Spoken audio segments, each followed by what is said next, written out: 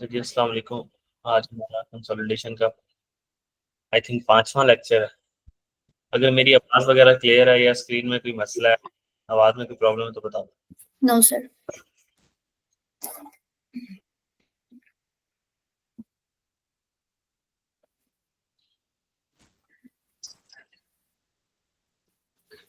अच्छा, हमने ये पढ़ा था कि भाई जिस दिन हमने सब्सिडरी को खरीदना होता है ना, तो हम कंसिडरेशन पे करते हैं।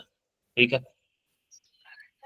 कंसिडरेशन का मतलब वो अमाउंट जो हम सब्सिडरी को परचेज करने के लिए पे करते हैं और जो एनसीआई पे करता है। ठीक है। अगर हमने टोटल कंसिडरेशन निकालनी है तो हम कहेंगे कि वो अमाउंट जो हमने पे की है और जो एनसीआई ने पे की है वो कंसिडरेशन है। या फिर अगर आपको कि सिर्फ हमारी कंसिडरेशन बता दो कि हमने सब्सिडी को कितने में खरीदा, तो हम कहेंगे कि जो आपने सब्सिडी को खरीदने के लिए अमाउंट पे किया है, अगर आपने 80% सब्सिडी को खरीदा है तो 80% हिस्सा खरीदने के लिए जो अमाउंट आपने पे किया सब्सिडी को, वो आपकी क्या है, कंसिडरेशन। अब हम पढ़ रहे हैं कंपोनेंट्स ऑफ कंसिडरेशन। कंसिडरेशन को किस तरीके से छुपा सकता है। ठीक है। कंसिडरेशन को हम ये भी कह सकते हैं कि इन्वेस्टमेंट इन एसोसिएट, वो जो हमारी बैलेंस शीट के फेस पे नजर आ रहा होता था, ये हमारे पास आ जाएगा जी, इन्वेस्टमेंट इन एसोसिएट। तो इसमें हमने तीन रूल पढ़ लिए थे अब तक कि अगर आपने पैसे दे के सब्सिडी को खरीदा है, ठीक है, मतलब अभी आप गए हैं और जाके उसको पैसे दे के खरीद के ले आए, तो आपने क्या कर देना, इन्वेस्टमेंट इन सब्सिडी को डेबिट कर देना और कैश को क्रेडिट कर देना। फिर अगर आपने कोई डेफर्ड कंसिडरेशन ली है, आपने कहा है कि कुछ पैसे अभी ले लो, कुछ पैसे साल बाद ले लेना, तो हमारा स्टैंडर्ड याद रखो, जब भी ऐसा कोई सीन आता है, IFRS 15 में भी हमने ये पढ़ा था। ठीक है। हमने IAS 16 के अंदर भी ये पढ़ा था कि जब भी फ्यूचर की पेमेंट हो और उसको आज आपने एसिड की कॉस्ट में ऐड करना हो, मतलब एसिड आज आप खरीद रहे हो और उस एसिड की पेमेंट आपने फ्यूचर में करनी है, तो उसकी प्रेजेंट वैल्यू निकाल के, एक सेकंड रुकिए।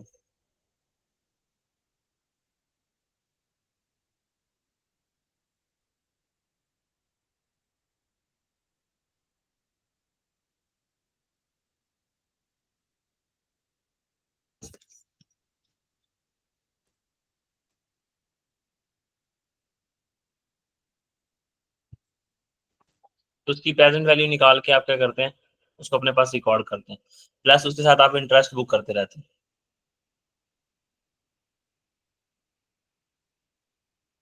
अच्छा, फिर तीसरा तरीका हमने ये पढ़ा था कि हम सब्सिडी को जब परचेज करने लगते हैं, पेरेंट कंपनी अपने शेयर्स भी दे सकती है। तो हमने क्या कहा था कि हमने कितने शेयर्स दिए, सबसे पहले वो निकालो।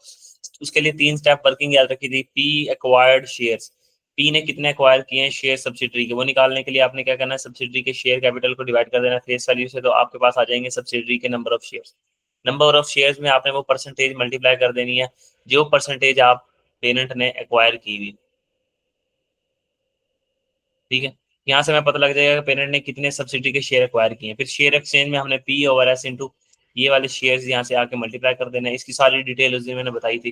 फिर हमने यहाँ पे वो नंबर ऑफ शेयर्स आके जो पेरेंट इशू करेगा, जब पेरेंट शेयर इशू करेगा तो पेरेंट की डेट ऑफ एक्विजिशन के, पेरेंट के शेयर की फेयर वैल्यू चाहिए हमें डेट ऑफ एक्विजिशन की, जिस दिन उसने एक्वायर किया सब्सिडी को उस दिन शेयर इशू कर रहा है, तो उस दिन की फेयर वैल्यू चाहिए किसी पेरेंट की। तो बस आपने पेरेंट की वो जो शेयर वैल्यू है उसके साथ मल्टीप्लाई करवा देना है नंबर ऑफ शेयर्स को, तो आपको पता लग जाएगा कि आपने इतनी इतनी वैल्यू के शेयर्स आपने दे के सब्सिडी को खरीदा है। तो आप क्या करोगे, इन्वेस्टमेंट इन सब्सिडरी डेबिट कर दोगे, और आप उनके शेयर इशू कर रहे हो, पैसे तो गए नहीं, तो शेयर कैपिटल और शेयर प्रीमियम, शेयर कैपिटल को आपने फेस वैल्यू से क्रेडिट करना है, बाकी सारा प्रीमियम में डालना है। यहाँ तक कोई सवाल था तो पूछ लो। No sir. ये तो पुरानी थोड़ी सी रिवीजन। अब ऐसा हो सकता है कि अब आपने सब्सिडरी को खरीदना है, उसका चौथा तरीका,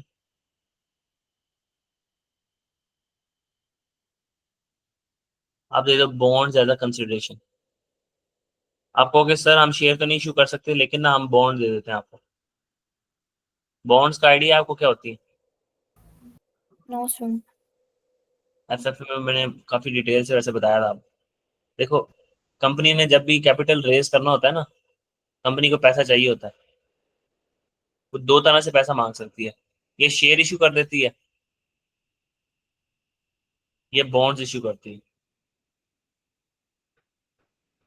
ठीक है। ये शेयर इशू को कहते हैं वो इक्विटी रेज कर लेती है, या फिर इसको कहते हैं डेट फाइनेंसिंग। ये इक्विटी फाइनेंसिंग और डेट फाइनेंसिंग एक वर्ड होगा, आपने पढ़ा होगा एफएफ में, याद है आपको? जी सर। उसमें होता था कि अब हम ऐसे तो नहीं हो सकता कि हद से ज्यादा शेयर इशू कर सकें, ठीक है। शायद आपने थोड़ा सा बैकग्राउंड आपको याद हो, जब आपको शुरू शुरू में बेसिक्स पढ़ाई जा रही होंगी ना, तब आपको कोई बताया गया होगा कि आपका एक पेड अप शेयर कैपिटल होता है, एक अथोराइज शेयर कैपिटल होता है। अथोराइज शेयर कैपिटल का मतलब ये होता है, जब आपकी कंपनी इनकॉर्पोरेट हो रही होती है ना, आप रजिस्ट्रेशन करवा रहे हो तो आप अपनी कंपनी की, तो आप उस वक्त एक memorandum of article, memorandum of associate आप लिख के देते हो। दो समझ लो, एक आपकी कंपनी की पॉलिसीज लिखी होती है उसके ऊपर। उस पे ये लिखा होता है कि आप जब तक कंपनी जिंदा है ना, पूरी जिंदगी में ना, वो एक सेट कर लेती है एक अमाउंट कि वो 1 लाख रुपए का शेयर कैपिटल इशू करेगी, बस। ये होता है अथोराइज शेयर कैपिटल। अब इसमें पेड अप शेयर कैपिटल का मतलब ये होता है कि उस 1 लाख में से अभी तक 50,000 रुपए का शेयर कैपिटल इशू कर चुकी है, यानी 50,000 लोगों से ले चुकी है, 50,000 रुपए के शेयर इशू कर चुकी है, ठीक है। ठीक है। तो अब एक लिमिट होती है ना, ये 1 लाख रुपए की लिमिट लगी कि हम 1 लाख रुपए से ज्यादा के शेयर कैपिटल इशू नहीं कर सकते, ठीक है। तो अब इसको कंपनसेट करने के लिए ना, उनको अगर मजीद पैसे चाहिए होते हैं ना, कंपनी को, कंपनी क्या करती है, बॉन्ड्स इशू करती है। तो इसके ऊपर हमने प्रेफरेंस शेयर, ये redeemable preference share, redeemable preference share, और क्या नाम लेते हैं, बॉन्ड्स का, इसका जिक्र हमने पहले किया था, याद होगा आपको शायद। अच्छा। जी। हाँ, इसमें बॉन्ड्स में ये होता था कि आप क्या करते हो, एक शेयर की तरह एक कागज दे देते हो, वो बंदा आता है, उस कागज के पैसे देता है। मिसाल के तौर पर हमारी एक बॉन्ड की कीमत है 100 रुपीज, वो आके हमें कहता है कि मुझे ना 20 बॉन्ड्स चाहिए, ठीक है, 20 बॉन्ड्स चाहिए। तो हम उसको 20 बॉन्ड्स दे देते, 100 के हिसाब से वो हमें 2,000 रुपये दे जाता है। अब कंपनी के पास पैसे आ गए, ठीक है, कंपनी ने बॉन्ड इशू कर दिए। अब ये बंदा ये बॉन्ड लेके चला जाता है, कंपनी ये 2,000 रुपये बिजनेस के अंदर इन्वेस्ट करती है, जो प्रॉफिट आता है इसको सूद के तौर पे देती रहती है। उस टाइम मैं आपको बताता होता था कि शेयर के ऊपर आपको क्या मिलता है, डिविडेंड, और बॉन्ड्स के ऊपर आपको क्या मिलता है, इंटरेस्ट, जी सर। ठीक है। तो बस ये इसी तरीके का है कि हमारे पास शेयर नहीं पड़े थे, हमने कहा हमारी कंपनी के ना बॉन्ड्स इशू कर देते हैं हम, तुम्हें ठीक। सूद मिलता जाएगा।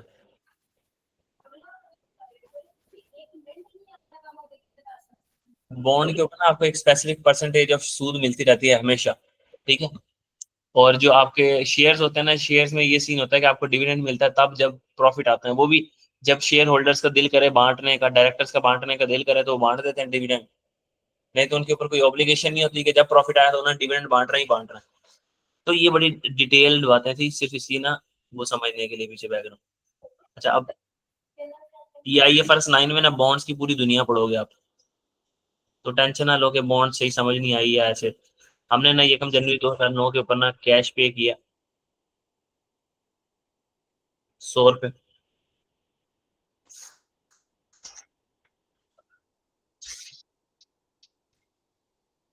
प्लस ना हमने बॉन्ड इशू किए,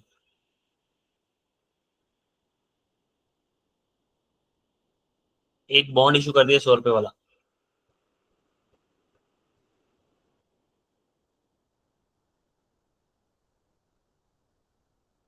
ये बातें अभी ऐसे यहीं लिखी रहने देना, जब IFRS 9 पढ़ाऊंगा ना, तो खुद ही आपको सारी बातें समझ आ जाए। इस वक्त कूपन रेट जो है ना वो 10% है, और मार्केट का जो रेट है ना वो भी 10%। जो लाइफ है ना बॉन्ड की,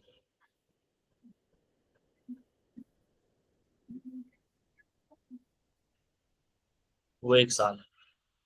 सर ये पता नहीं कितनी टेक्निकल बातें करने लगे आप। जी sir.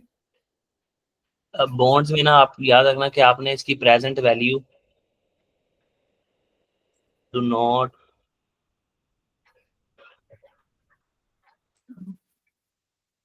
Calculate its present value. आपने कभी भी इसकी प्रेजेंट वैल्यू नहीं निकालनी, ठीक है। ठीक है।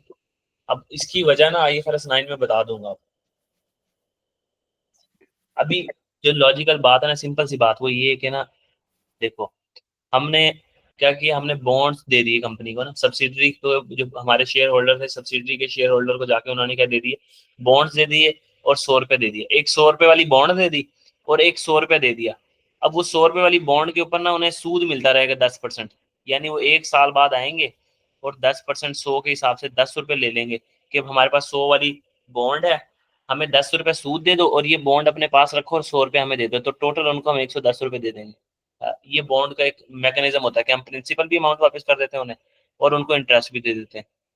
ठीक है, जी सर। तो अगर नहीं समझ आ रही ना तो घबराना नहीं, बस सीधी सी बात है कि सर हम सब्सिडरी को खरीदने गए, हमने अभी अभी क्या दिया, 100 रुपए दिया और हमने 100 रुपए वाली बॉन्ड दे दी, बस हमें ये फर्क पड़ता है कि हमने कितने पैसे दिए। तो सर हमने 200 रुपए दिए टोटल, तो जी हम सर। क्या कहेंगे, हमने इन्वेस्टमेंट इन सब्सिडरी को डेबिट करेंगे कितने से, हमने कितने पैसे दिए सब्सिडरी को एक्वायर करने के लिए, एक, 200। हाँ एक 100 रुपया दिया और एक 100 रुपए वाली बॉन्ड दे दी, बस आपने क्या करना, इन्वेस्टमेंट इन सब्सिडरी डेबिट 200 से। फिर आपके पास है कैश क्रेडिट, कैश कितना गया, 100। 100। फिर आपने क्या किया, बॉन्ड पेएबल डेबिट कर लिया। बॉन्ड पेएबल सर कैसे, देखो ये जो बॉन्ड है 1 साल बाद ये कितने की हो जाएगी, 110 रुपए की हो जाएगी ना। जी।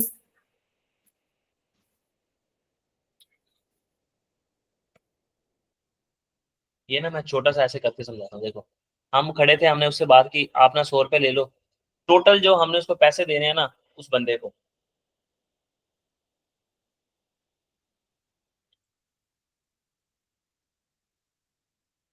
टोटल हमने पैसे मुकाए, हम आपसे सब्सिडी खरीदेंगे 210 की। उसने कहा सर 210 की सब्सिडी खरीदेंगे आप, हमने कहा जी। अच्छा, ये हमारे सब्सिडी के शेयर होल्डर थे, ठीक है। तो उन्होंने कहा सर आप पेमेंट कैसे करेंगे, हमने कहा 100 रुपए अभी ले लें प्लस ना 100 रुपए वाली बॉन्ड ले लें, 100 रुपए वाली बॉन्ड ले लें। ये फ्यूचर में ना, फ्यूचर में 1 साल बाद इसकी वैल्यू ना, 1 साल बाद इसकी वैल्यू जो है ना कितनी हो जाएगी, 110 रुपए। तो होना तो ये चाहिए कि हमने 210 उसको देने हैं, होना तो यही चाहिए ना, हमने उसको 210 रुपए देने हैं, ठीक है। उस 210 में से एक जो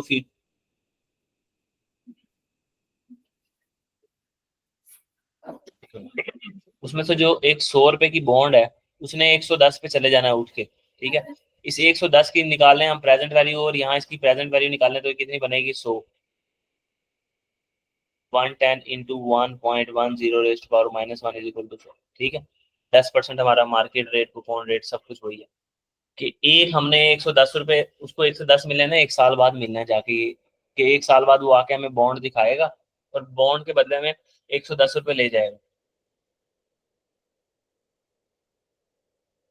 कोई आवाज नहीं आ रही, समझ आ भी रही है बात के नहीं आ रही, जी सर, आ रही है। ठीक है। तो इसलिए ना हम इसकी प्रेजेंट वैल्यू नहीं निकालते कि देखो आज हमने अपने पास ना ये इसको रिकॉर्ड कर लिया, इसको ना मैं इसको बहुत आसान करता हूँ, ये ना IFRS 9 की बात यहाँ नहीं करते।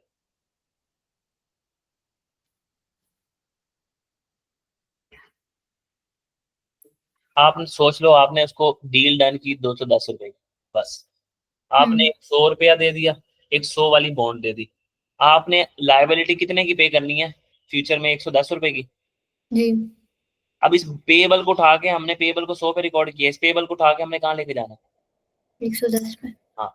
तो हम क्या करेंगे, वही जो पिछले में किया था हमने, इंटरेस्ट एक्सपेंस डेबिट और बॉन्ड पेबल को 10 रुपए से बढ़ा दो। ठीक है। सर बॉन्ड पेबल कितने पे रिकॉर्ड किया था, 100 पे, इस और कूपन रेट से मल्टीप्लाई करो इसको 10%। इस वक्त कूपन मार्केट रेट दोनों बराबर आ रहे हैं ना, तो जिस मर्जी से मल्टीप्लाई कर दो, और जब डिफरेंट होंगे तब? तब वो IFRS 9 में दुनिया पढ़ेंगे पूरी, बहुत बड़ी दुनिया है इसकी। ठीक है अगर सर। AFR पढ़ोगे ना जाके आप, दुनिया के सबसे दो जमीन स्टैंडर्ड है ना जो, जिसपे हर बंदा रोता है, उसमें से ये टॉप ऑफ द लिस्ट है IFRS 9, ठीक है। तो ये बॉन्ड्स की दुनिया इतनी बड़ी दुनिया है कि ना आपका दिमाग हिल जाएगा पूरा। ठीक है सर। आपके लेवल पे इतनी बड़ी बात नहीं है, बस आपके लेवल पे बहुत आसान बात है। तो हमने 10 का इंटरेस्ट एक्सपेंस बुक किया, 10 रुपए के उससे बॉन्ड पेबल को बढ़ाया। अब 1 साल बाद वो आ गया, उसने कहा कि ये पकड़ो अपनी बॉन्ड और मुझे मेरे 110 रुपए वापस करो। हमने कहा ये लो जी, बॉन्ड पेबल को डेबिट करो 110 रुपए से, ये लो ले जाओ, कैश क्रेडिट करो 110 रुपए से। तो हमने उसके साथ खड़े होकर डील ये डन की कि 31 दिसंबर 2019 पे ना हम तुम्हें 110 रुपए देंगे, ठीक है, 110 रुपए देंगे।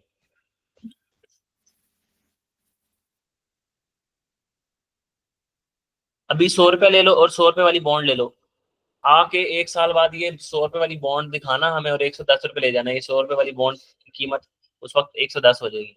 तो हमने सब्सिडी को 200 में खरीद लिया, डेबिट करना है हमने उस अमाउंट से जिस अमाउंट से हमने उसको खरीदा है, बाकी हमने इंटरेस्ट एक्सपेंस बुक कर लेना। समझ आ गई बात? जी सर।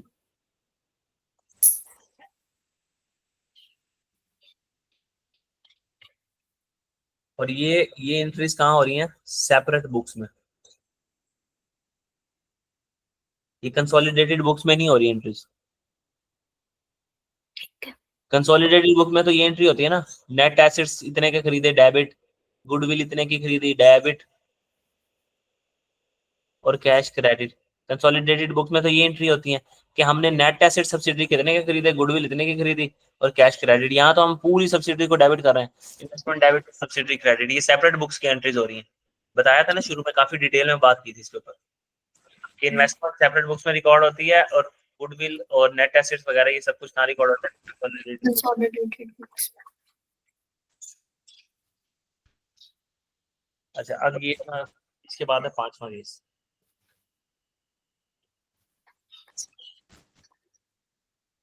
तो ये बहुत आसान सी बातें हैं, ऐसे ही आपने याद रखना नहीं है बस। ये एक एग्जांपल याद कर लो ना, तो इससे इसी तरह की एग्जांपल आएगी अगर आपके पेपर में आई, मैक्सिमम ये अगर आई।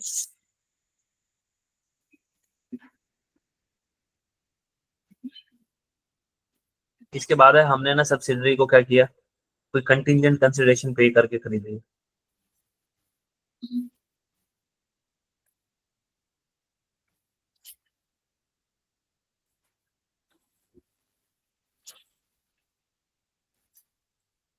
कंटिंजेंट लायबिलिटी होता है, एसेट होता है, इन्वेस्टमेंट भी होती नहीं, अब एक्सप्लेन करता हूँ ना, फिर समझ आ जाएगी कि हमने जो कंसिडरेशन दिया ना वो कंटिंजेंट है। कंटिंजेंट का मतलब ये होता है किसी चीज के ऊपर डिपेंडेंट, यहाँ लिख लेना अपने साथ, डिपेंडेंट है, ठीक है। अभी एग्जांपल बनाता हूँ ना, फिर समझ आएगी।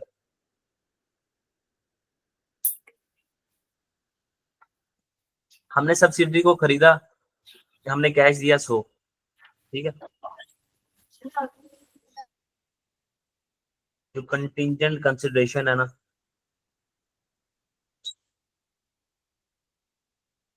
टू बी पेड 25 रुपए।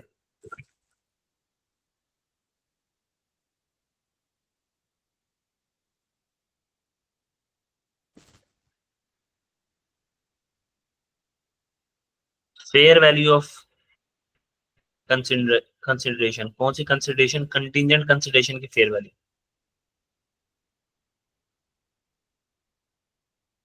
ये ना अभी घबराओ ना, मैं अभी एग्जांपल दूंगा ना, आपको सब कुछ समझ आ जाएगा। 10, और जो अल्टीमेट अमाउंट पेड हुआ 20।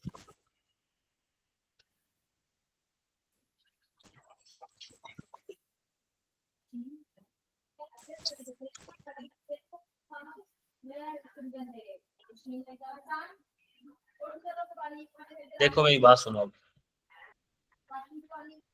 हम ये सब्सिडरी खरीदने गए, सब्सिडरी खरीदने गए तो हम ये पेरेंट्स के शेयर होल्डर्स हैं, पेरेंट्स के शेयर होल्डर सब्सिडरी के शेयर होल्डर्स के पास गए, उनको जाके कहा सर हम आपकी, एग्जांपल गौर से सुन लेना, एग्जांपल समझ आ गई तो ये समझ आ जाएगा, वरना नहीं आएगा समझ।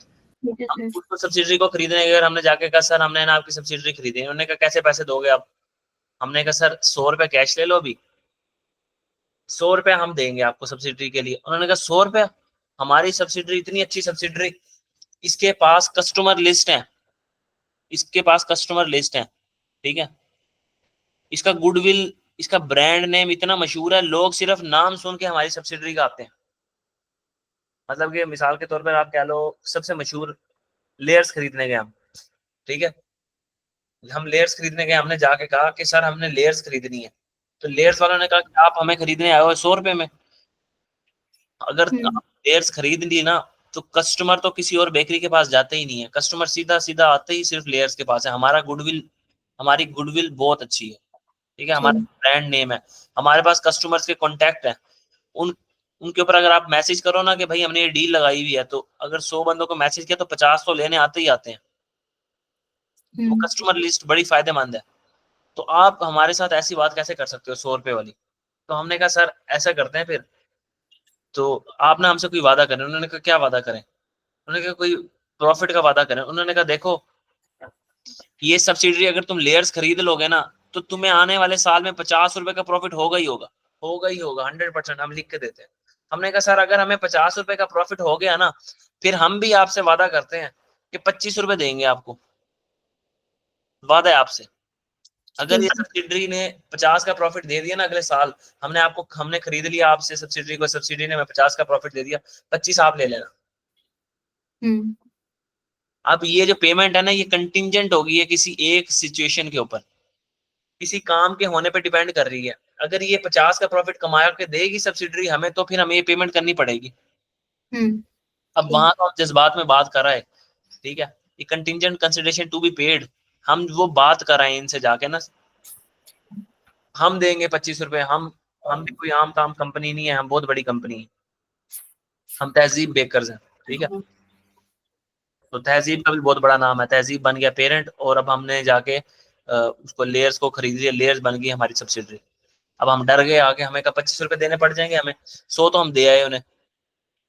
तो हमने हम्म। आके ना अपने वकील को बुलाया, हमने कहा कि यार आप तो बहुत, अपने अकाउंटेंट्स की टीम को बुलाया, अपनी वकील को बनाया, और उनको कहा तुम तो बहुत समझदार लोग हो, अकाउंटेंट हो, हम तो पढ़े लिखे नहीं इतने ज्यादा, तुम ये बताओ कि जैसे लेयर्स के हालात हैं, ये 25 रुपए कमा के दे देगा प्रॉफिट? हमारे अकाउंटेंट बैठे हैं, उन्होंने बजटिंग की, फोरकास्टिंग की, दुनिया जहान के सीए थे वो, तो उनका बड़ा एक्सपीरियंस था। उन्होंने कहा सर जो मर्जी कर लेना, ये ना 25 क्या 15 रुपए कमा लेगी मैक्सिमम भी, अगर हद भी मार के कमा लिया ना इसने, 15 रुपए कमा लेंगे। हमने कहा फिर हम कौन सा 25 पूरे देंगे, हम हम फिर 10 रुपए देंगे। ठीक है।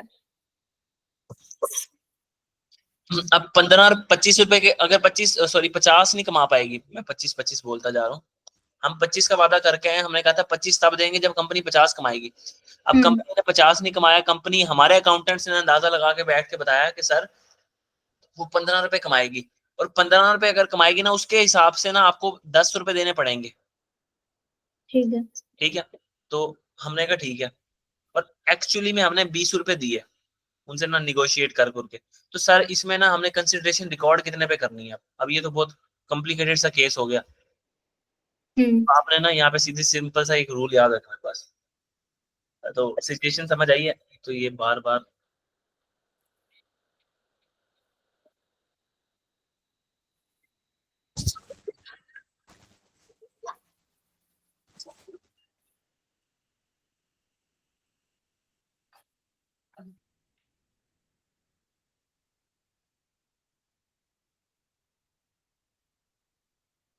आपने हमेशा याद रखना है कि जो आपकी फेयर वैल्यू ऑफ कंसिडरेशन है ना, आपने इन्वेस्टमेंट को उसके ऊपर रिकॉर्ड करना है,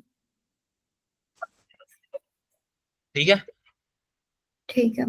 कि हमारे अकाउंटेंट ने हमें अंदाजा लगा के बताया सर ये जो सब्सिडरी है ना, ये इतना कमा ही नहीं सकती, आप टेंशन ना लो, ये ना एक बहुत बड़े तरीके से निकलती है, मतलब इसके लिए बहुत कैलकुलेशंस होती हैं, वो कैलकुलेशंस आपके एडवांस अकाउंटिंग के उसमें होंगी, ठीक है, इसके बाद जो हम्म। आप पढ़ोगे।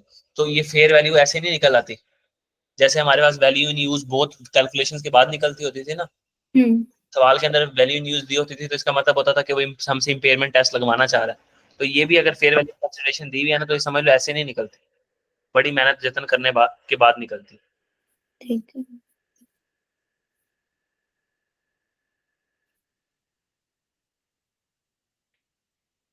तो अब हमारे पास ना क्या हो जाएगा जी, हम क्या करेंगे, इन्वेस्टमेंट को डेबिट कर लेंगे अपने पास।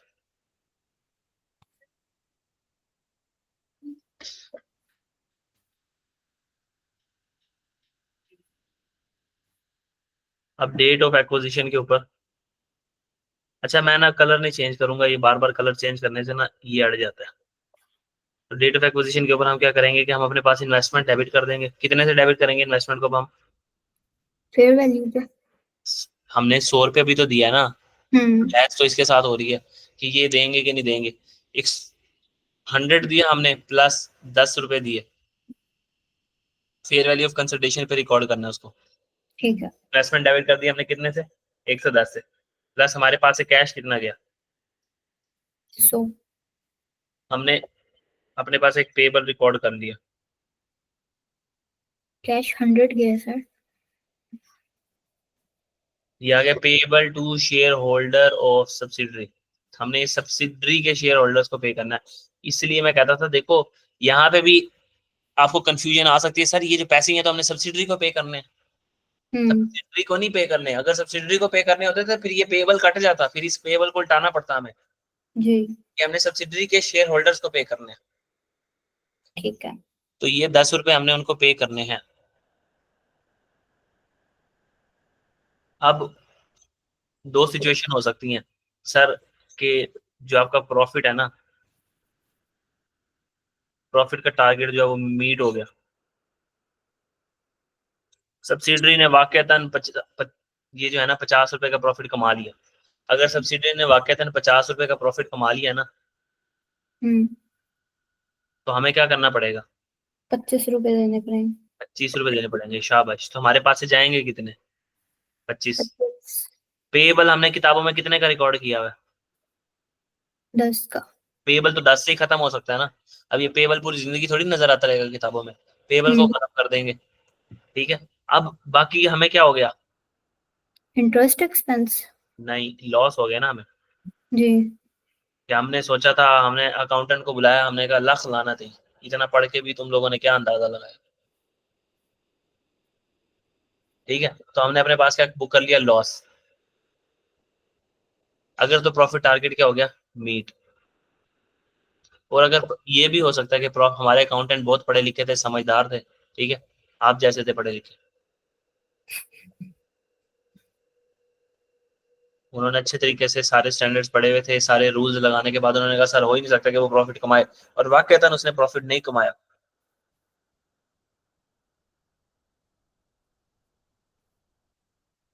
कोई प्रॉफिट नहीं कमाया उसने, कोई भी प्रॉफिट नहीं कमाया सब्सिडरी ने।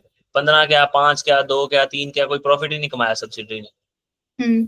अब हम उसको कोई पेमेंट करेंगे, नहीं। क्योंकि जो प्रॉफिट का टारगेट मीट होने के लिए हमने रखा हुआ था क्राइटेरिया, इतना मीट होगा तो हम तुम्हें पैसे देंगे। अब ये नहीं कहोगे कि सर हमने तो मुकाया था 50, उसने 40 तो कमाया ना, तो 40 के हिसाब से तो कुछ देना उसको। तो ऐसी सी बात नहीं सोचनी। अब जैसे ये तो ऐसे ही है ना कि हम किसी या किसी जगह पे चले जाएं, हम कहें कि वो जिंगर बर्गर कितने का, वो कहें 400 का, और हम उनको 150 निकाल के दें, तो हम उनको कहेंगे सर वो प्लीज एक बोटी तो देना निकाल के साइड से थोड़ी सी। तो वो कहेंगे कि सर जो डील हुई है, जितने की डील है उतने की देंगे ना हम आपको पूरी। हम्म। तो प्रॉफिट टारगेट या तो मीट होगा या प्रॉफिट टारगेट मीट नहीं होगा।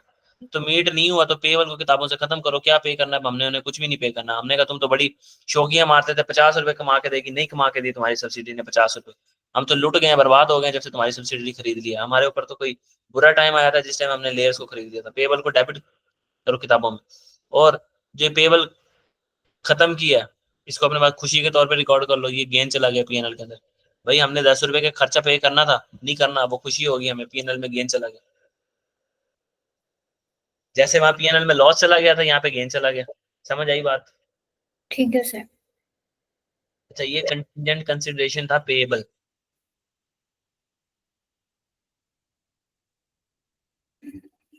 ठीक है।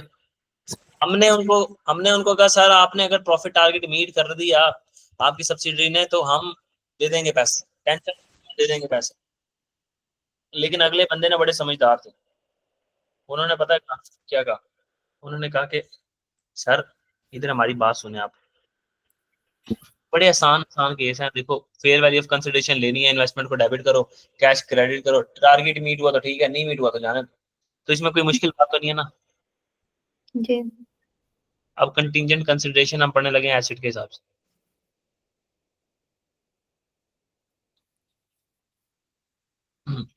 वही बात हमने ना,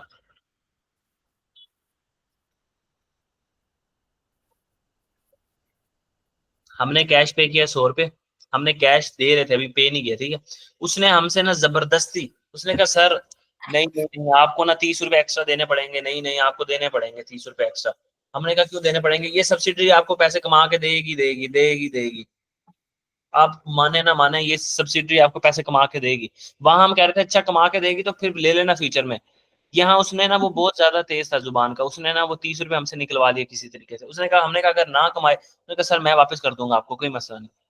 अच्छा ठीक है, तो हमने इस 100 के साथ ना 30 रुपए और दे दिए, तो हम जाके 130 रुपए दे आए, ठीक है। ठीक। अब फिर हम अकाउंटेंट के पास आके हमने अंदाजा लगाया, उसने हमें बताया कि आपकी फेयर वैल्यू ऑफ कंसिडरेशन जो है ना, fair value of contingent consideration, अब मैं लंबी बात नहीं करूंगा ज्यादा, आगे भी पढ़ना है, वो आपके पास है 18 रुपए, ठीक है। तो अब हम एक्विजिशन डेट के ऊपर क्या करेंगे,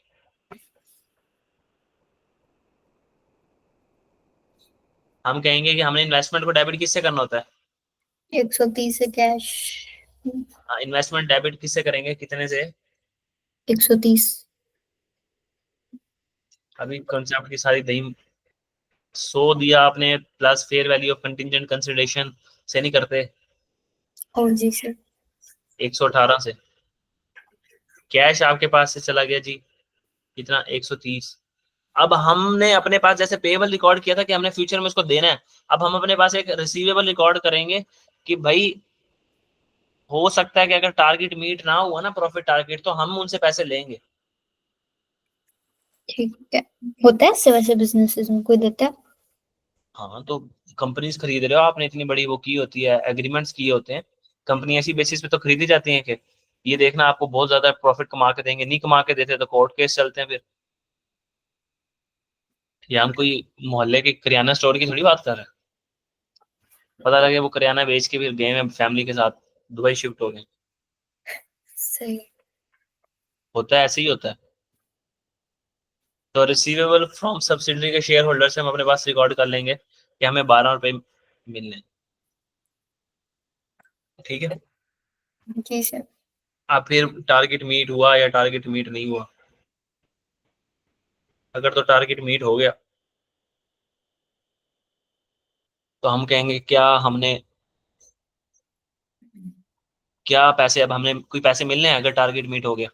नहीं। अब हमें क्यों पैसे मिलेंगे, वो पागल तो नहीं है, हमें पैसे देंगे। हम अपने पास क्या कर देंगे, पीएनएल को डेबिट कर देंगे और रिसीवेबल को किताबों से खत्म कर दो। 12 12 रुपए का नुकसान हो गया हमारा, ठीक है। Target not met, target meet ही नहीं हुआ। अब वो कितने पैसे देगा हमें। 30। हाँ शाबाश, ठीक है। हमने किताबों में रिसीवेबल कितने का बुक किया हुआ था, 12 का। 12 का रिसीवेबल खत्म कर देंगे, बाकी खुशी बुक गेन। कर देंगे। शाबाश, ठीक है। पैसे भी मिल गए हमें, हमने खुशी भी बुक कर दी। ठीक है सर। तो ये थी कंटिजेंट कंसिडरेशन एसेट में भी और कंटिजेंट कंसिडरेशन लायबिलिटी के केस में भी।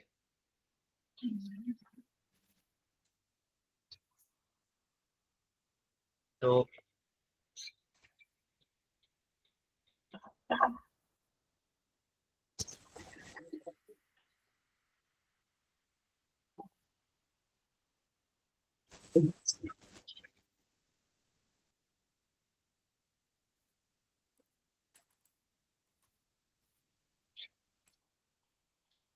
बस इसके बाद दो और सिचुएशन, वो देख लो। हाँ,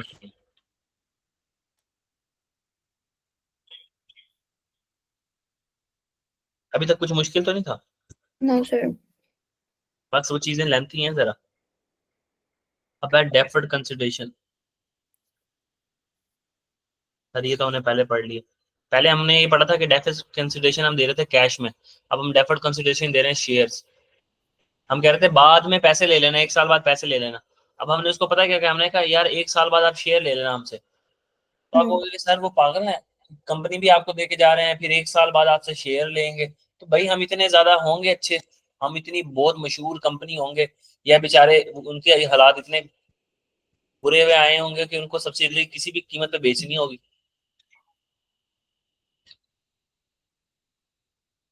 ठीक है।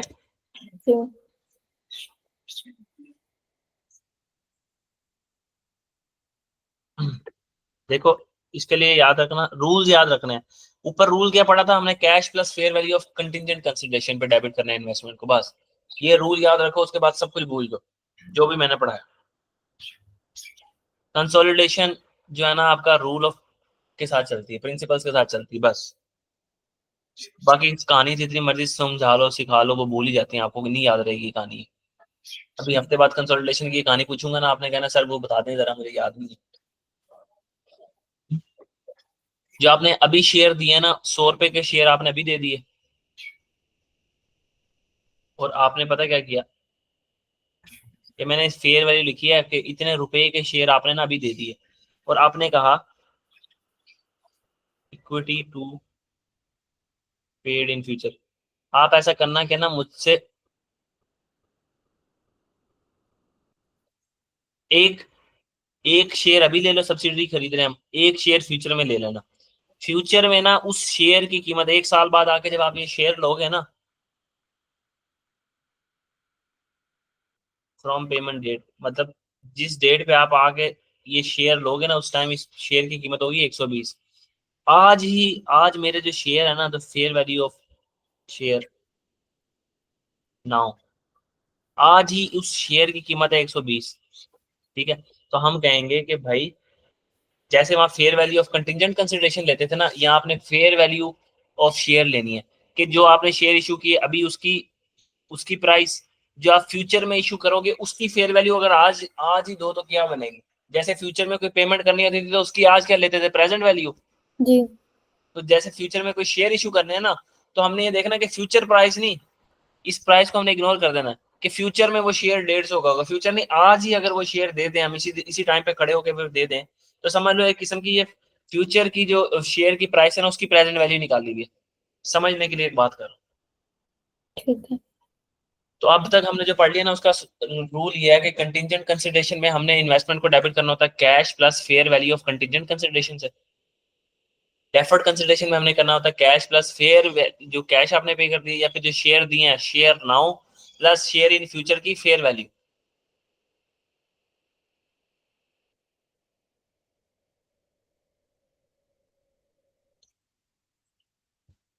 यहाँ लिख लो share now share in future की फेयर वैल्यू, और ये आपकी क्या हो जाएगी, इन्वेस्टमेंट। कि ये शेयर जो हमने फ्यूचर में देना, अगर अभी दे दें तो कितने का देंगे, 120 का, तो अब हमारे पास इन्वेस्टमेंट कितने से डेबिट हो जाएगी, हमारे पास इन्वेस्टमेंट कितने से डेबिट होगी, 100 से। Yalla, share now plus share in future की दोनों फेयर को वैल्यू। ऐड करना है। तो दोनों को मैंने अभी इतनी देर, ये पश्तो में तो नहीं बोला था, उर्दू में बोल रहा था शायद। 220। किधर हो, दिमाग किधर है। पता नहीं सर। अभी मैंने एसोसिएट पढ़ाना है, ऐसे तो नहीं पढ़ा जाएगा। ये शेयर रूल्स लिख लिख के दे रहा हूँ आपको ऊपर। Share capital plus share premium कितने से इशू करोगे, 100 से, प्लस आप कहोगे कि मैंने एक फंड बना लिया, reserve fund for issuance of share, RFIS का मतलब है reserve for issuance of share. मैंने अपने पास एक लाइबिलिटी बना ली कि मैंने इतने के रिजर्व्स अपने पास लाइबिलिटी के तौर पर रिकॉर्ड कर लिए हैं, कि मैं इसको क्या करूंगा, इस इतने रुपए के शेयर इशू करूंगा फ्यूचर में 120 रुपए के। आज ही जैसे प्रेजेंट वैल्यू पे रिकॉर्ड करते थे ना चीजों को, मैंने प्रेजेंट वैल्यू पे रिकॉर्ड कर लिया, लेकिन ये शेयर जाके कितने पे रिकॉर्ड होगा, 150 पे। ठीक है। और नहीं होगा 150 पे रिकॉर्ड।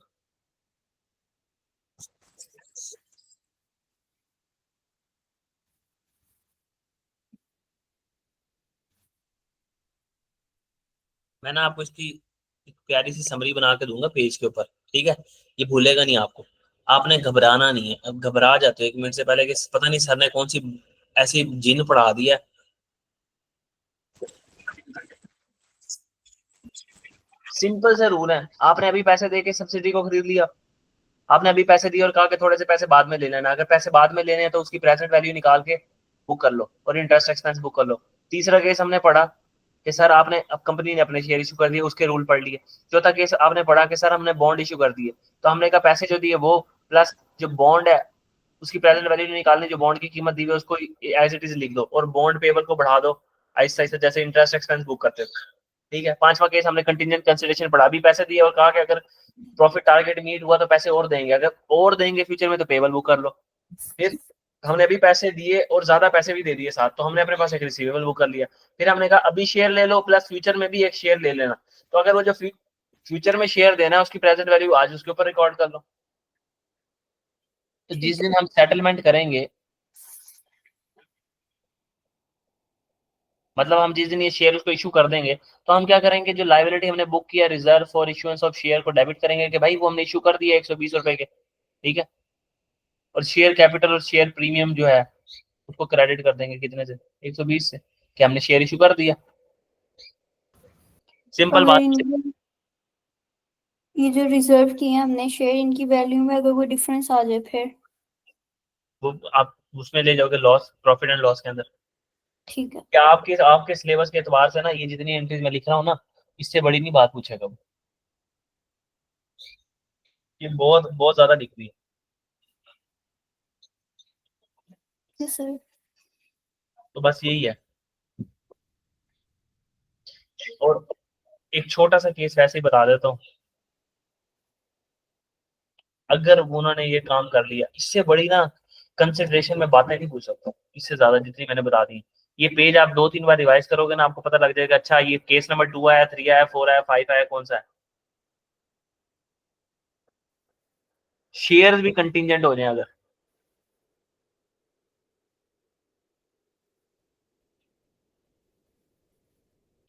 अगर टारगेट मीट हुआ तो शेयर ले लेना, अगर टारगेट मीट ना हुआ तो शेयर ना लेना। ठीक है। तो जो शेयर हमने दिए हैं, ये वैसे लिख रहा हूँ, पढ़ना इसको ना पढ़ना आपकी मर्जी। शेयर ना हो दिए हैं, उसकी फेयर वैल्यू दी हुई है 500। अभी 500 की फेयर वैल्यू वाले शेयर दे दिए, और जो कंटिजेंट कंसिडरेशन है ना हमारे पास, उसकी क्या लेते हैं हम, फेयर वैल्यू लेते हैं ना। जी। फ्यूचर में भी हम आपको शेयर इशू करेंगे,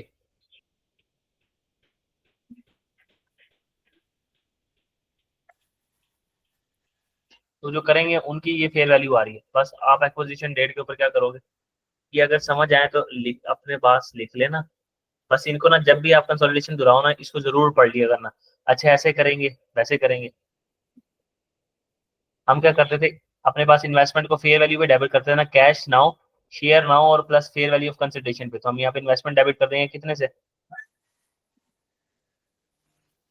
500 जमा 200 से कर देंगे ना। ये फेयर वैल्यू, ये भी फेयर वैल्यू दीजिए।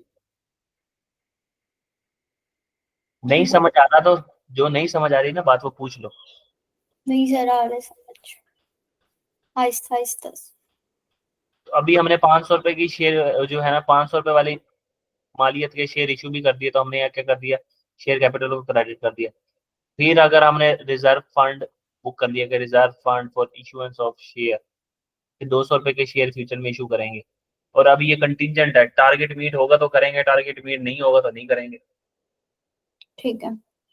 और अगर टारगेट मीट नहीं हुआ, target not met, target meet नहीं हुआ तो कुछ भी नहीं है, पिछली बात की रेपिटेशन है। टारगेट मीट नहीं हुआ तो मीट नहीं हुआ तो क्या है, ये लाइबिलिटी किताबों में नजर आती रहेगी। ये समझ लो एक किस्म की लाइबिलिटी बुक की हुई है आपने, तो क्या है, लाइबिलिटी किताबों में नजर आती रहेगी।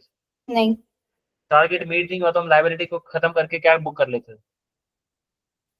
थोड़ा सा, थोड़ा सा अक्ल यूज करो बस। गेन। अब हमें पे नहीं करनी पड़ेगी लाइबिलिटी, टारगेट मीट हुआ ही नहीं। गेन बुक कर लेंगे। हाँ, reserve for issuance of share, इसको डेबिट कर देंगे। ठीक है। और ये गेन ना रिटेन अर्निंग्स में चला जाएगा। बस यहाँ पे ये बात याद रखनी। और अगर टारगेट मीट हो गया, पीएनएल होता है ना, पीएनएल होता है ना क्रेडिट, पीएनएल जी। क्रेडिट होता है तो गेन आता है। इसमें याद रख लेना कि रिटेन अर्निंग्स हो रहे हैं। ठीक है सर। पीएनएल कर देना आप बेशक, आपके लेवल पे वो इतनी बात पे भी नहीं जाएगा रिटेन अर्निंग्स। अब टारगेट मीट हो गया तो हमें शेयर इशू करने पड़ेंगे। जी। Reserve for issuance of share को डेबिट करेंगे, जैसे पहले शेयर इशू किए थे ऊपर देखो, वैसे ही कि हमने इसको डेबिट कर दिया और भाई शेयर इशू कर दो 200 रुपए वाले, शेयर प्रीमियम शेयर कैपिटल को क्रेडिट कर दो, बस ये खत्म हो गई बात। कंटिजेंट कंसिडरेशन आपकी खत्म। इसमें लॉस नहीं आएगा सर? क्यों लॉस आएगा? मैंने आपको कहा जो आएगा ना लॉस अकॉर्डिंगली वो ट्रीट हो जाएगा, उसमें जहाँ पे ट्रीट होना है वो इतनी जितनी डिटेल मैंने आपको बता दी ना, इतनी डिटेल आपके सिलेबस में है बस। ठीक है। तो इससे ज्यादा आपने नहीं सोचना ये सर इसमें वो आएगा कि नहीं आएगा।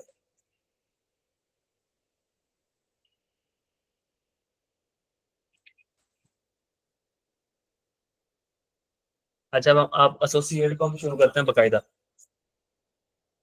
आज सारी थ्योरेटिकल बातें थी, इसके अंदर कोई सवाल नहीं था, इसके ऊपर जो सवाल है आपको प्रैक्टिस सेशन में सर उसामा करवाएंगे, ठीक है। मैं भी इसके ऊपर आपको एक सवाल दूंगा, अब आप वो करोगे, उसके बाद अगर वो आपसे ना हुआ तो फिर मैं उसको क्या नाम लेते हैं खुद करवाऊंगा, ठीक है। ठीक है सर।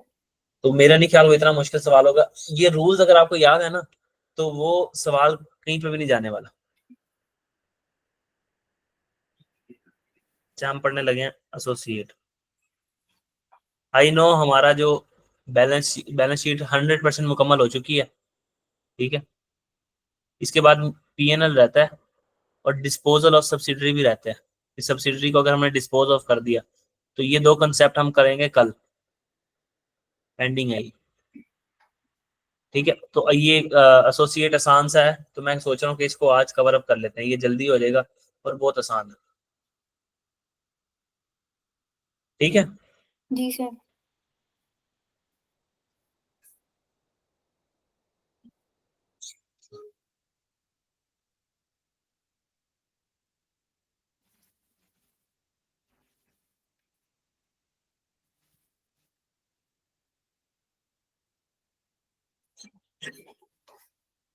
अच्छा एसोसिएट के केस में ना हम इक्विटी अकाउंटिंग फॉलो करते हैं,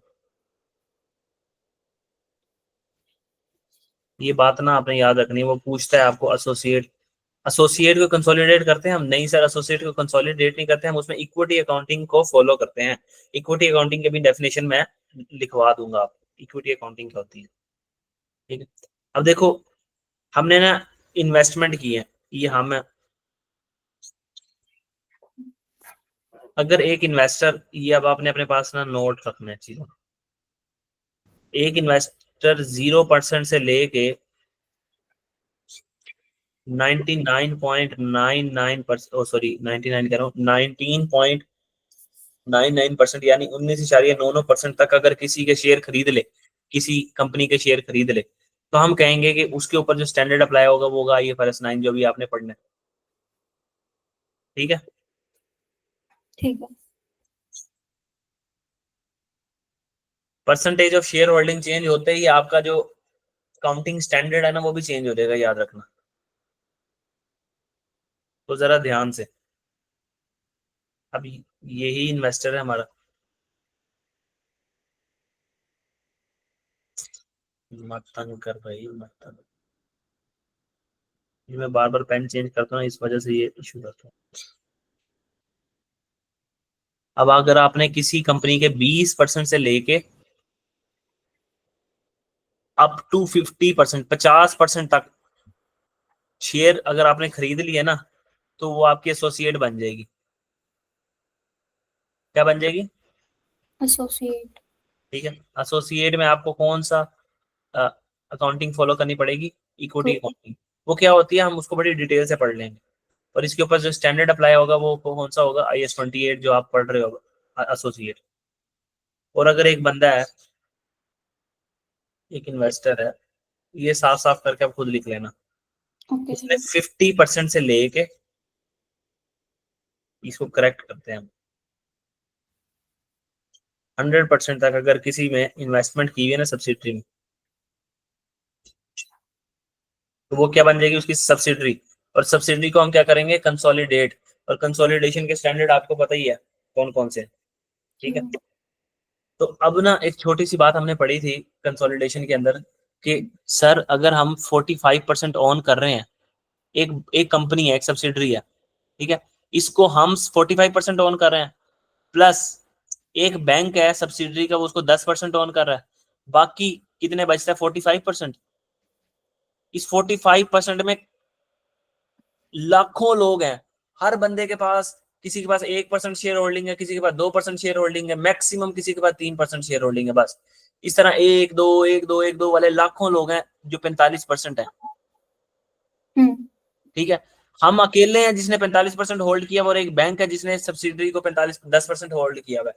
तो हम कहते थे कि अगर अगर ये बैंक कह देना कि मैं वोटिंग राइट तुम्हें देता हूं अपने, मैं जब भी कोई वोट देना होगा ना तो मैं तुम्हारे साथ मिलके, हमारे साथ मिलके अगर ये फैसला करे, तो हम कहते थे कि अब हमारी ओवरऑल देखें तो हमारी वोटिंग परसेंटेज कितनी बन जाएगी, 55। ठीक है, अब ये बैंक अगर इनके साथ में मिल जाए ना, एक छोटी सी बात है वैसे, कि ये छोटे छोटे लोग आपस में मिलके हमें इन्फ्लुएंस नहीं कर सकते, क्योंकि किसी की 1% है, किसी की 2% है। ऐसा नहीं हो सकता कि 1 2 3% वाले सारे लाखों लोग एक ही बात में मुत्तफिक हो जाए और वो हमारे खिलाफ क्या नाम लेते हैं एक मूवमेंट को पास कर लें। लेकिन ये जरूर हो सकता है कि ये दो बंदे एका कर लें और इनके पास जो मेजोरिटी शेयर होल्डिंग 55% आ जाए।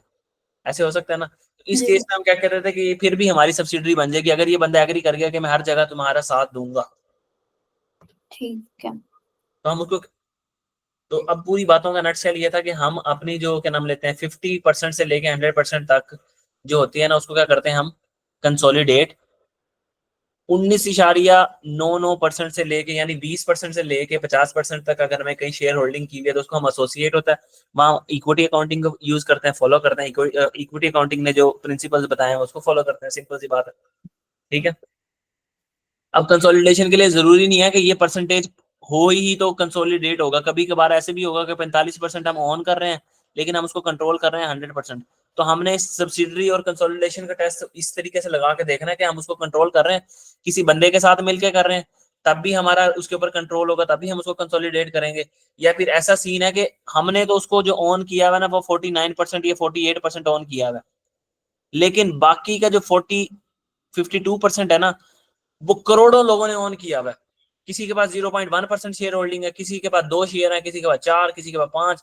हमने 48% होल्ड किए हुए शेयर। तो सारी चीजों में फैसला किसका चलेगा, हमारा। हमारा। ठीक है, क्योंकि उनमें तो लड़ाइयां ही नहीं खत्म होंगी, किसी के पास 2 शेयर है, किसी के पास 4 है। तो हम इस सिनेरियो के अंदर भी हम कंसोलिडेट करेंगे। तो कंसोलिडेशन और इसमें फर्क समझ आ गया थोड़ा बहुत। जी सर। अच्छा, अब हम अपने उसके ऊपर वापस आते हैं। देखो इक्विटी अकाउंटिंग क्या होती है। अच्छा जल्दी जल्दी लिख लो, मैं बोल के बता देता हूँ इक्विटी अकाउंटिंग की डेफिनेशन। वो कह रहा है equity accounting means, note down कर लो जल्दी से।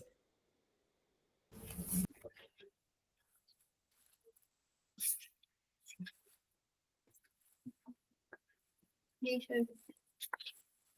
Equity accounting means when you own 20% or more shares in a company,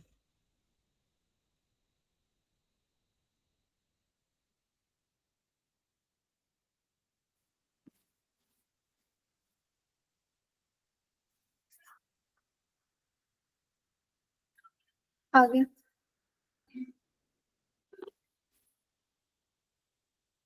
whenever company earn profit, book your 100%, book your whole share of profit। 100% की जगह लिखो whole share of profit। whenever company earn profit, book your whole share of profit।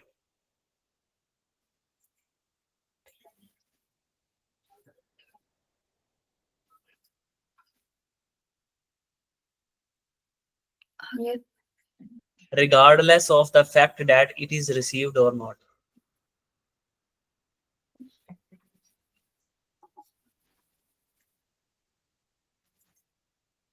ठीक है, लिखिए। देखो associate के case में ना हमारा सिग्निफिकेंट इन्फ्लुएंस होता है, सिग्निफिकेंट इन्फ्लुएंस होता है। कंसोलिडेशन की केस के अंदर ना हमारा कंट्रोल होता है। इन्फ्लुएंस और कंट्रोल में बड़ा फर्क है। 100% कंट्रोल होता है। इन्फ्लुएंस का मतलब है अगर हमने 40% किसी को एक्वायर किया हुआ है तो हम रूल के मुताबिक उसके एसोसिएट तो बन जाएंगे ना। एक मिनट रुकिए।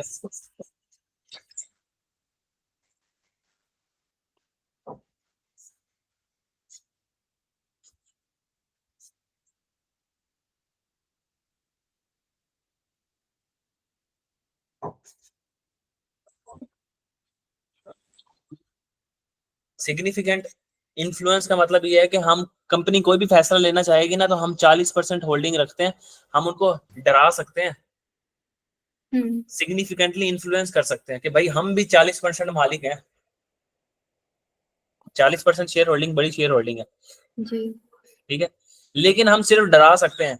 जितने भी फैसले लेने होंगे, जब इन्होंने अगर कोई एसेट को बेचना है, एसेट बिकेगा तब जब 51% लोग राय दे देंगे कि हाँ बेच देना चाहिए। मेजोरिटी शेयर होल्डिंग जब कह देगी कि आपको एसेट को बेच देना चाहिए, तो तब आप एसेट को बेच दोगे ना। 51% लोग अगर कह देंगे कि आपको एसेट को बेच देना चाहिए, तो एसेट बिक जाएगा। हम इन्फ्लुएंस तो कर सकते हैं, इस केस में हम कंट्रोल नहीं करते, इस केस में हम कंट्रोल करते हैं, क्योंकि इस केस में इसलिए हम कंसोलिडेट करते थे 100% एज्यूम करके कि सारे एसेट्स हमारे हैं, क्योंकि बेचने का इख्तियार भी हमारे पास, खरीदने का इख्तियार भी हमारे पास। एसोसिएट के केस में हम इन्फ्लुएंस कर सकते हैं, कंट्रोल नहीं है हमारा, इसलिए हम उसको कंसोलिडेट नहीं करते। ठीक है। अच्छा, अब एसोसिएट के केस में ये होता है, मैंने आपको बताया कि इक्विटी अकाउंटिंग को फॉलो करते हैं। इक्विटी अकाउंटिंग का मतलब ये होता है कि जब भी कंपनी प्रॉफिट कमाए ना, वो प्रॉफिट आपको मिला या नहीं मिला, आपने 100% शेयर अपने पास बुक कर लेना है। अब इस बात का क्या मतलब है,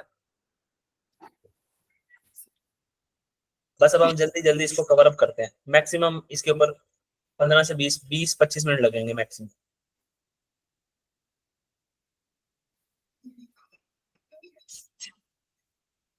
देखो अब सुनते जाओ बात। ये जी आगे हमारे पास इक्विटी अकाउंट,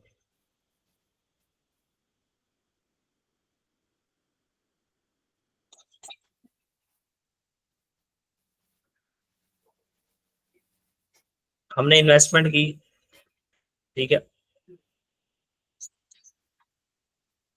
600 की, 600 रुपीज की, और हमारा जो शेयर है ना एसोसिएट के अंदर, वो है 20%।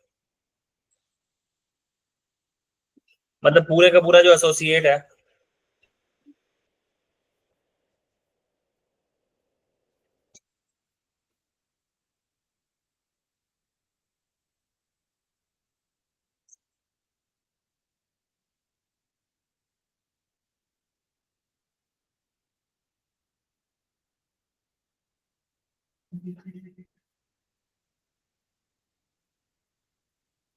अच्छा हमारा जो शेयर है वो कितना 20%, हमने इन्वेस्टमेंट की एसोसिएट के अंदर 600 रुपीज की, ठीक है। अब जी। इन्वेस्ट जो हमारा एसोसिएट है, उसने प्रॉफिट कमाया, उसने प्रॉफिट कमाया 800 का, तो इस प्रॉफिट का कितना परसेंट हमारा होगा, 20% हमारा होगा ना। जी। तो वो कितना बनता है जल्दी से बताना।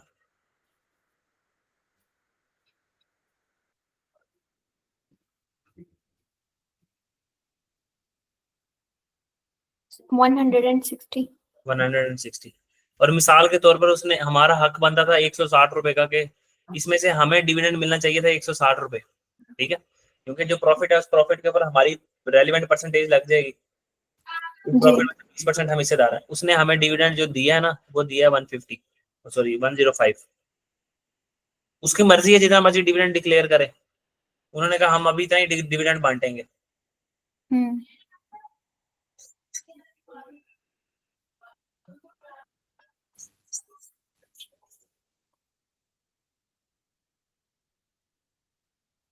उन्होंने कहा हम अभी तक इतना ही डिविडेंड बांटेंगे। तो ये इक्विटी अकाउंटिंग इस साइड पे करते हैं, और अगर नॉर्मल अकाउंटिंग होती तो नॉर्मल अकाउंटिंग इस साइड पे करते हैं। कि नॉर्मली क्या होता है, हम क्या करते हैं नॉर्मल अकाउंटिंग के अंदर, हम 600 रुपए की हमने इन्वेस्टमेंट की, हम कहते हैं इन्वेस्टमेंट डेबिट 600 रुपए की, कैश क्रेडिट 600 से, ठीक है। जी। फिर हमें उसने डिविडेंड देना है, तो हम कहते हैं जब हमें उसने डिविडेंड दिया, तो हम कहते हैं अपने पास कैश डेबिट और डिविडेंड इनकम क्रेडिट कितने की, 105। 105।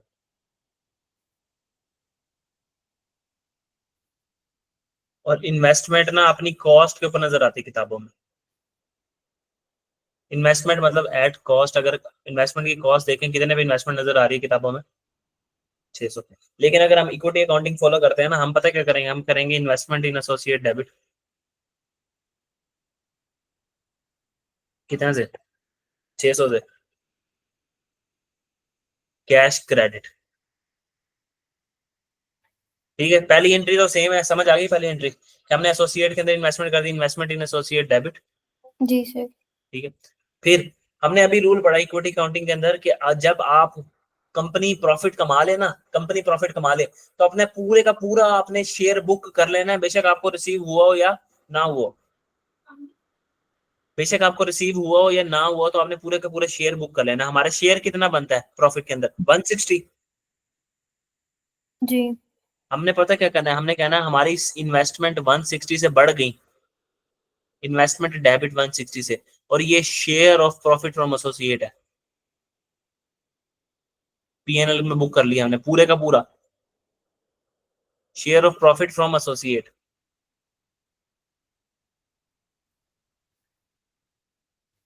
मतलब अपनी इन्वेस्टमेंट को बढ़ा दो, हमने 160 से इन्वेस्टमेंट बढ़ा दी, हमारी इन्वेस्टमेंट बढ़ गई, और share of profit from associate PNL के अंदर हमने शेयर बुक कर लिया है, यानी गेन बुक कर लिया 160 रुपए की इनकम रिकॉर्ड कर ली हमने पीएनएल के अंदर। लेकिन सर आपको तो मिले ही पैसे सिर्फ 105 रुपए हैं। हमने क्या किया, कैश डेबिट करो। पीएनएल के अंदर तो पीएनएल के अंदर खुशी हमने पूरी बुक कर ली, पीएनएल के अंदर खुशी हमने पूरी बुक कर ली। इन्वेस्टमेंट को जो हमने 160 से बढ़ाया था ना, इन्वेस्टमेंट को कम कर देंगे कि इन्वेस्टमेंट क्रेडिट 105 रुपए से। अब ये देखो,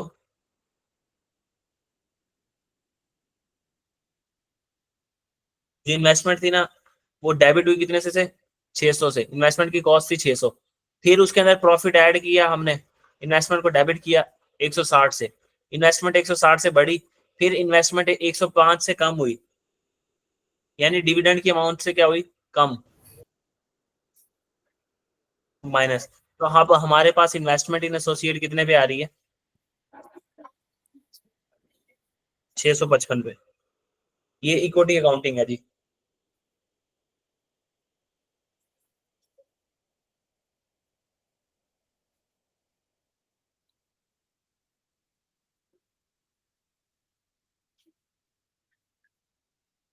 समझ आई क्या? तो इस तरह जिस तरह पर ईयर मिलता जाएगा हमें प्रॉफिट, उस तरह से इसमें से माइनस करते जाएंगे। हाँ, हमने पता क्या करना है, अब हमने अपना सिंपल रूल, इक्विटी अकाउंटिंग कहती है कि आपने जो इन्वेस्टमेंट की है ना, इसके अंदर इन्वेस्टमेंट को अपने पास रिकॉर्ड कर लो कि investment in associate debit cash credit. ठीक है, हमने ये रिकॉर्ड कर लिया। फिर आप, कंपनी ने अगर प्रॉफिट कमा लिया ना, कंपनी ने प्रॉफिट कमा लिया, आप अपना हिस्सा बुक कर लो। हमने कहा हमारा हिस्सा कितना बनता है, हम 30-40% ऑन करते हैं, 35% ऑन करते हैं, 50 से कम कम जितने भी है ना हम ऑन करते हैं। उसने 800 रुपए का प्रॉफिट कमाया, 800 में हमारा हिस्सा बनता है 20%, वो है 160। पूरे का पूरा आप अपने पास इनकम के तौर पर रिकॉर्ड कर लो। अभी इक्विटी अकाउंटिंग कहती है इनकम के तौर पर रिकॉर्ड कर लो उसको, लेकिन हमें उसमें से मिला ही 105 है। तो हमने जब इसको क्या नाम लेते हैं, यहाँ पे ना सारी चीजें ना इन्वेस्टमेंट, सारी चीजों की डबल एंट्री ना इन्वेस्टमेंट इन एसोसिएट पे पड़ती है। पता कैसे, देखो, जब इन्वेस्टमेंट की तो investment debit cash credit, investment in associate debit cash credit. फिर प्रॉफिट कमाया, प्रॉफिट तो क्रेडिट होता है पीएनएल के अंदर, तो हमने प्रॉफिट को क्रेडिट किया तो डेबिट किसको करेंगे, इन्वेस्टमेंट इन एसोसिएट को। फिर हमारे पास डिविडेंड आया, डिविडेंड आता है तो कैश डेबिट होता है, कैश डेबिट किया तो डिविडेंड इनकम की जगह हमने क्या किया, इन्वेस्टमेंट इन एसोसिएट को कम कर दिया। अब हमारी investment in associate balance sheet के अंदर कितने की नजर आ रही होगी, 655 की। ठीक है।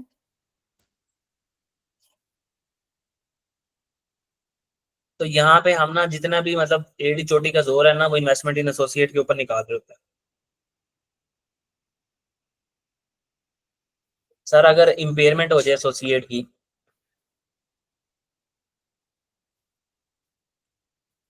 ये भी होगा। हाँ ना, अब वो सेल परचेज की सारी एंट्रियां एसोसिएट के साथ भी होंगी, लेकिन छोटी छोटी। अभी देखना कैसे सेल परचेज कैसे 2 मिनट में जाएंगी। अभी एसोसिएट अभी यही खत्म होके जाएगा, देखना।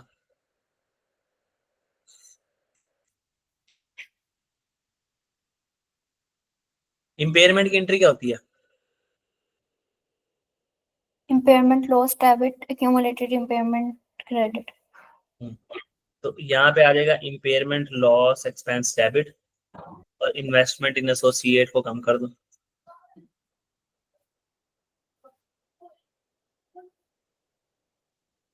तो हमने देख लिया कि अगर एसोसिएट हमारा इम्पेयर हो जाए तो कैसे होगा, ऐसे होगा। ये इम्पेयरमेंट लॉस पीएनएल में ले जाना और इन्वेस्टमेंट इन एसोसिएट में से इम्पेयरमेंट की फिगर को माइनस कर देना, तो आपका इन्वेस्टमेंट इन एसोसिएट इम्पेयर होगी। ठीक है।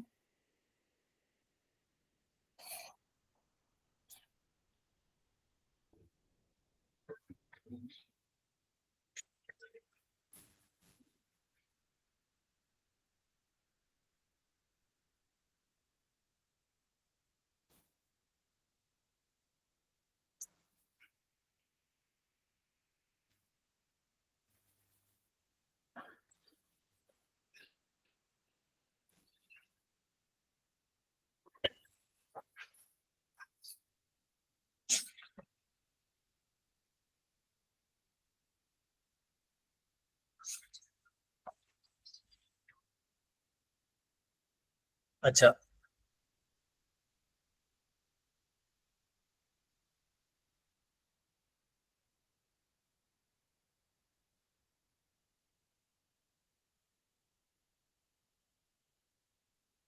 ये हमने पढ़ा था ना उसमें बैलेंस शीट में, unrealise profit, unrealise profit on unsold stock.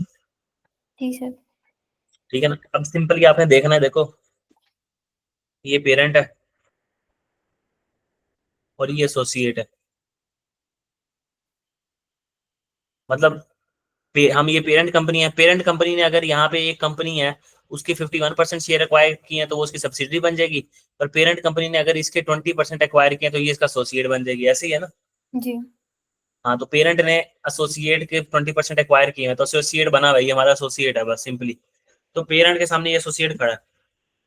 अब पता क्या हुआ,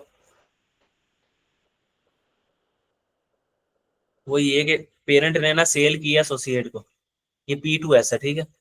P2, ओ सॉरी P2S नहीं, P2A एसोसिएट है ना।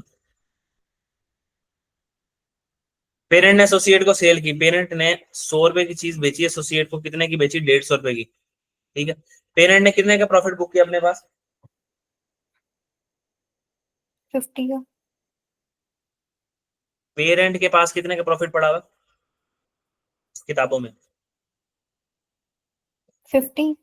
जी 50 का। तो हम उस प्रॉफिट को उल्टा देंगे, हम कहेंगे पेरेंट की रिटेन अर्निंग्स को डेबिट कर दो, कितने से, 50 से। और इन्वेस्टमेंट इन एसोसिएट को क्या कर दो,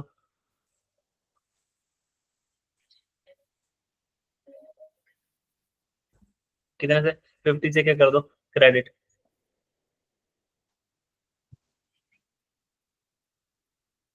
ये बात समझ आई है। जी सर। देखो जब हमारे वहां पे ऐसा होता था ना कि हम क्या करते थे, जब हमने स्टॉक सेल किया होता तो हम वहां एंट्री करते थे SRE डेबिट और स्टॉक क्रेडिट, जी। ठीक है। ये एंट्री करते थे मिसाल के तौर पर, ठीक है। हम कहते थे जिसने सेल किया ना, सेलर का प्रॉफिट कम करो और बायर का स्टॉक कम करो। मैंने वहां लिखवाई थी ये बात। अब देखो सेलर कौन है, पेरेंट। पेरेंट की रिटेन अर्निंग्स आपके पास पड़ी हैं, पेरेंट के प्रॉफिट आपके पास पड़े हुए हैं।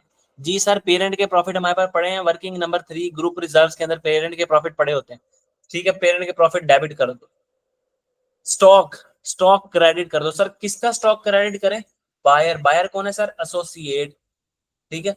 एसोसिएट का स्टॉक आपके पास पड़ा है, सर एसोसिएट का स्टॉक तो हमारे पास पड़ा ही नहीं होगा, एसोसिएट को तो हम कंसोलिडेट थोड़ी करते हैं। जी। कंसोलिडेट करते तो हम P+S करके उन दोनों की बैलेंस शीट्स को आपस में जमा कर देते, लेकिन हम तो ये करते ही नहीं है। हम तो सिर्फ उसके प्रॉफिट के ऊपर नजर रखते हैं। तो हमारे पास क्या उसकी बैलेंस शीट में से उसका स्टॉक पड़ा हुआ है, नहीं पड़ा हुआ, तो क्या पड़ी हुई चीज, एक उसका प्रॉफिट पड़ा हुआ और एक इन्वेस्टमेंट इन एसोसिएट पड़ा है। तो जोर किसके ऊपर निकाल देंगे हम, इन्वेस्टमेंट इन एसोसिएट, ठीक है। जी। वही एंट्री हुई है, वही वही सारी लॉजिक्स है इसकी। ठीक है। देखो ये प्रॉफिट भी हमने खुद से ही कमाया हुआ है। अगर आप देखो ना, आप पेरेंट और एसोसिएट को मिला के देख लो कि पेरेंट जो है ये 100 रुपए की चीज पेरेंट ने इसको 150 की बेच दी है, एक एग्जाम्पल है, ठीक है। हम्म। तो एसोसिएट ने आगे बेच दी तो प्रॉफिट हो गया रियलाइज, लेकिन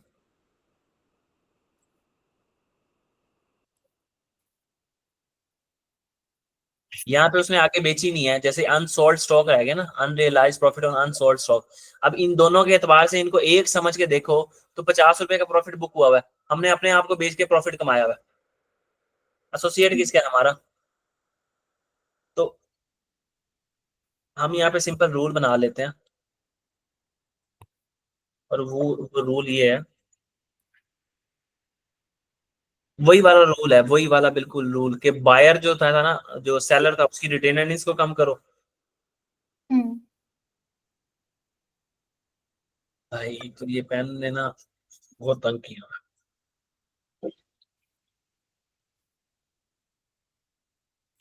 यहाँ लिख देता हूँ रूल, कि जो बायर है ना, उसकी रिटेन अर्निंग्स को डेबिट करते थे हम, ओहो, बायर के स्टॉक को क्रेडिट करते थे हम। जो खरीदा था वो अपने स्टॉक में डाल देता था, और जो हमारा सेलर है उसकी रिटेन अर्निंग्स को कम करते थे। ये वहां जाके देख लेना, ये मैंने बात लिखी हुई थी। जी। अब इसी इसी पैमाने के ऊपर रहना है आपने, इसी रूल के ऊपर रहना है, इसी रूल से हमने नया रूल बना लेना है। अगर हमारा पेरेंट ही सेलर है, अगर पेरेंट हमारा सेलर है, तो सेलर की क्या करनी है, हमने रिटेन अर्निंग्स डेबिट करनी है। तो हम्म। पेरेंट की रिटेन अर्निंग्स हमारे पास है पड़ी, नहीं। है तो पड़ी पेरेंट की रिटेन ओ अर्निंग्स। अच्छा, पेरेंट की है। हाँ, ठीक। पेरेंट की रिटेन अर्निंग्स जो है, मैं यहाँ पे लिख दूं वर्किंग 3 के अंदर हमने इसको डेबिट करना है, लेकिन हमने अपना शेयर से डेबिट करना है। हम एसोसिएट का 20% मालिक हैं सिर्फ, तो उससे हमने जो प्रॉफिट कमाया ना, उसको बेच के उस प्रॉफिट का 80% किसी और का होगा और 20% हमारा होगा। ये सवाल करवाऊंगा ना एसोसिएट का, इसके ऊपर कल हम लंबे बातें करेंगे ना, टेंशन ना लो, आज मैं सिर्फ रूल पढ़ा दूंगा। ये इसके ऊपर अगर लगानी पड़ी मुझे एक और क्लास भी लगा लूंगा। आज सिर्फ रूल याद कर लो, आज समझ लो आपकी रूल की क्लास थी एक। ठीक है। तो हमने इसको डेबिट कर दिया, और हमने बायर का स्टॉक कम करना है। बायर कौन है? एसोसिएट। हाँ, तो एसोसिएट का स्टॉक हमारे पास पड़ा है। नहीं। तो नहीं पड़ा तो जोर कहाँ निकालेंगे? इन्वेस्टमेंट। हाँ, इन्वेस्टमेंट इन एसोसिएट बोला करो साथ। अब कहाँ निकालेंगे जोर? Investment in associate. ठीक है। अगर पेरेंट के बाद ये भी तो हो सकता है एसोसिएट सेल कर दे।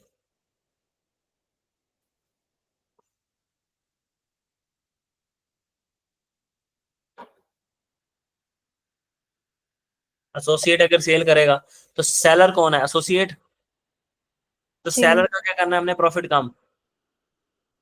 तो सेलर का प्रॉफिट हमारे पास पड़ा है। हाँ, पड़ा है। हम्म। Share of profit from associate जो है, तो हम कहेंगे जो share of profit from associate था ना, उसमें से कम कर दो अमाउंट। बस 160 वाली फिगर याद रखना, शेयर ऑफ प्रॉफिट फ्रॉम 160 रुपए का शेयर ऑफ एसोसिएट था ना, share of profit from associate. जी। Share from profit of associate से हम डेबिट कर देंगे। और बायर कौन है? अब हमारा पेरेंट। जी। पेरेंट का क्या करेंगे हम? स्टॉक कम। तो पेरेंट का स्टॉक हमारे पास पड़ा है, जी। पड़ा है, पड़ा है, पड़ा है। पेरेंट का स्टॉक तो हमारे हम्म। पास पड़ा है ना। तो इन्वेंट्री, पेरेंट की इन्वेंट्री को कम कर देना। ठीक है। घबराते क्यों? मैं सिंपल सिर्फ रूल पूछ रहा हूँ। ये लो, सेल परचेज की एंट्री भी होगी, लेकिन ये करनी ऑलवेज विथ शेयर, जो आपका शेयर है उसके साथ।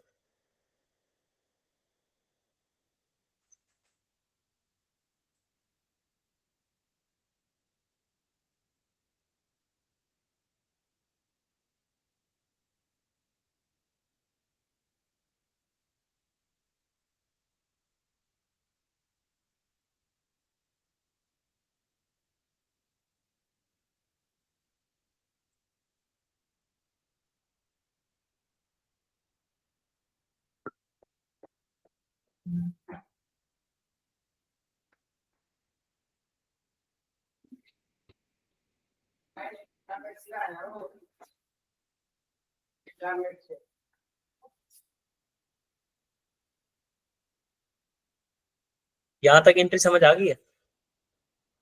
जी सर। अब अगर मैं इन्वेस्टमेंट इन एसोसिएट का ऐसा छोटा सा डब्बा बनाऊं ना, ये देखो, कल मैं बात यहाँ से ना आगे लेके चलूंगा। बस आज के लिए ना आपको मैंने जितनी बातें लिखवा दी है ना, ये आपको अजबर याद होनी चाहिए। ठीक है। बस आपने ये कर लेना है, कोई होमवर्क नहीं है आपका, कुछ भी नहीं। याद करके ना मुझे एक बार लिख के दिखा देना सर, ये देखे मैंने सारी बातें जो आपने करवाई थी ना वो मैंने लिख ली। ठीक है। हम्म, अब यहाँ से पता लगा जो इन्वेस्टमेंट इन एसोसिएट है ना, सबसे पहले तो आएगी एट कॉस्ट, मतलब investment in associate debit, cash credit. ठीक है। ठीक है। फिर फिर हम प्रॉफिट बुक करेंगे। हम फिर प्रॉफिट कैसे बुक करेंगे? इन्वेस्टमेंट इन एसोसिएट को डेबिट कर दो और पीएनएल को क्रेडिट कर दो, share of profit from associate. तो हम यहाँ के लिख देंगे शेयर ऑफ प्रॉफिट, कि इन्वेस्टमेंट इससे बढ़ रही है। ये मैं वो चीजें लिख रहा हूँ जिससे इन्वेस्टमेंट बढ़ रही है, investment in associate, share of profit from associate, इससे इन्वेस्टमेंट बढ़ेगी। फिर हमें डिविडेंड मिला, तो डिविडेंड की एंट्री क्या करते थे? कैश डेबिट, और इन्वेस्टमेंट इन एसोसिएट को क्या करते थे? क्रेडिट। तो यहाँ से डिविडेंड की एंट्री क्या हो जाएगी? माइनस, ऐसे ही है। ठीक। फिर अगर कोई इम्पेयरमेंट होती थी तो हम इम्पेयरमेंट लॉस एक्सपेंस डेबिट करते थे, और यहाँ से इम्पेयरमेंट को क्या कर देंगे? माइनस। इम्पेयरमेंट एंट्री पढ़ के आया ना ऊपर, इम्पेयरमेंट लॉस एक्सपेंस डेबिट, और एक्यूमुलेटेड इम्पेयरमेंट लॉस की बजाय आपने क्या कर दिया? इन्वेस्टमेंट इन एसोसिएट को क्या कर दिया? क्रेडिट। ऐसे ही है ना? जी जी। फिर ऊपर आपने फिर पढ़ा कि अगर आपकी